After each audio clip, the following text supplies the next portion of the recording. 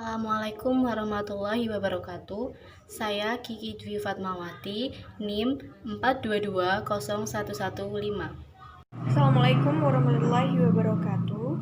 Saya Aliasni Abdillah dengan NIM 4200134. Assalamualaikum warahmatullahi wabarakatuh. Perkenalkan, nama saya Muhammad Nabil Aulawi, NIM 4220120. Latar belakang munculnya Mu'tazilah. Secara harfiah, kata Mu'tazilah berarti berpisah atau memisahkan diri. Aliran Mu'tazilah atau memisahkan diri munculnya di Basrah, Irak pada abad 2 Hijriah.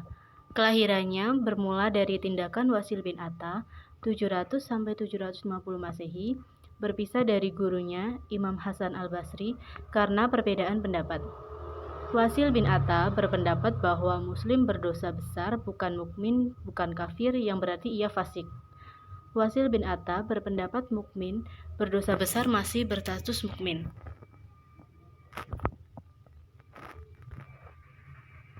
Nama Mu'tazilah diberikan karena a. Orang-orang Mu'tazilah menyalahi pendapat sebagian orang besar umat karena mereka orang-orang Mu'tazilah mengatakan bahwa orang fasik yaitu orang yang melakukan dosa besar, tidak mukmin, tidak pula kafir. B. Wasil bin Atta, pendiri aliran Mu'tazilah, berbeda pendapat dengan gurunya, yaitu Hasan Basri. Dalam soal tersebut di atas, karenanya ia memisahkan diri dari pelajaran yang ditiadakan gurunya dan berdiri sendiri, kemudian mendapat pengikut banyak. Kemudian Hasan Basri berkata, Wasil telah memisahkan diri dari kami. Sejak saat itu, maka Wasil dan teman-temannya disebut golongan yang memisahkan diri. C. Ahmad Amin dalam bukunya Fajar Islam 1 atau 344 berpendapat bahwa mula-mula memberikan nama Mu'tazilah adalah orang-orang Yahudi. Pada abad keempat atau ketiga sebelum lahir Isa timbullah golongan Yahudi Paris, yang artinya memisahkan diri, atau dari bahasa Ibrani paras tu separate. Sebutan ini dipakai untuk orang Mu'tazilah bahwa Paris mirip dengan golongan Mu'tazilah yang bahwa semua perbuatan bukan Tuhan yang mengadakannya. Akan tetapi pendapatnya kurang tepat, karena motif berdirinya golongan Paris berlainan dengan motif berdirinya golongan Mu'tazilah. Ajaran-ajaran aliran Mu'tazilah.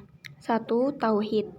Tauhid atau pengesaan Tuhan merupakan prinsip utama dalam intisari ajaran Mu'tazilah. Sebenarnya setiap mazhab teologis dalam Islam memegang doktrin ini, namun bagi Mu'tazilah tauhid memiliki arti yang spesifik.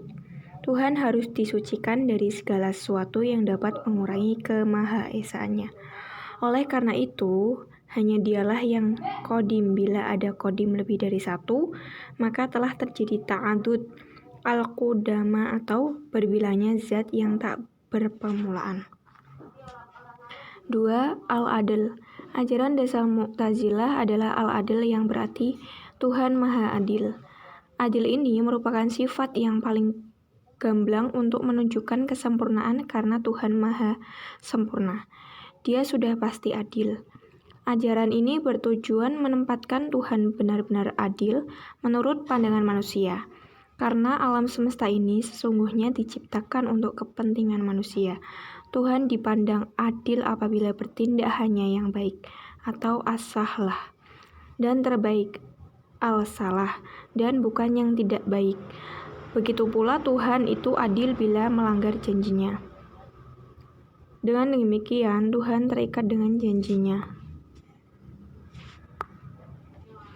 3. Al-wa'ad wa al-wa'id.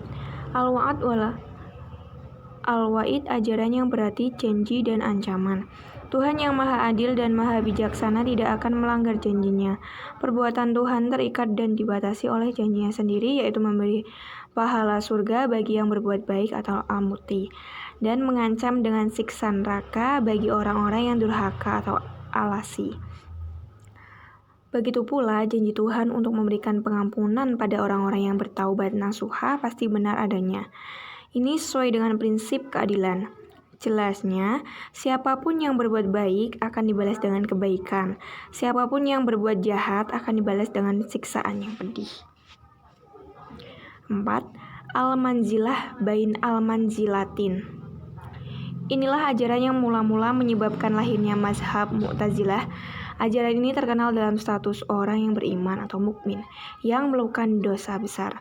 Seperti tercatat dalam sejarah Hawarji, menganggap orang tersebut sebagai orang kafir, bahkan musyrik, sedangkan Muji'ah berpendapat bahwa orang itu tetap mukmin dan dosanya sepenuhnya diserahkan kepada Tuhan.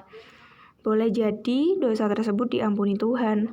Apapun pendapat Wasil bin Atta atau pendiri mazhab Mu'tazilah, lain lagi menurutnya orang tersebut berada di dua posisi manzilah bain al-manzilatain.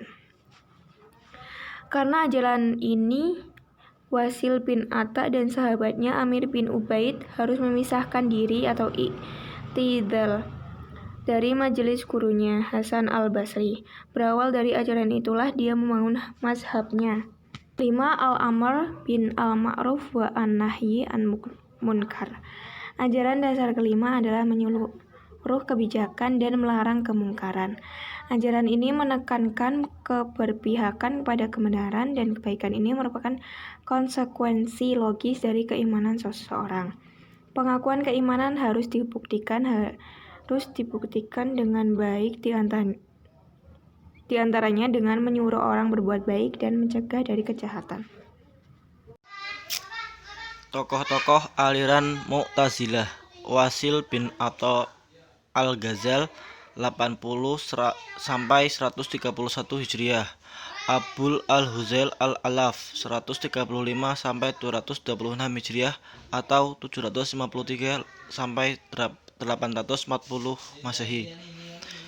Ibrahim bin Syar'an Nazam wafat 231 Hijriah atau 845 Masehi. Abu Ali Muhammad ibnu Ali al-Jubba'i 135 sampai 267 Hijriah. Bishr ibnu al-Mu'tamir wafat 226 Hijriah atau 840 Masehi. Jarullah Abul Qasim Muhammad bin Umar 467 sampai 538 Hijriah atau 1075 sampai 1144 Masehi.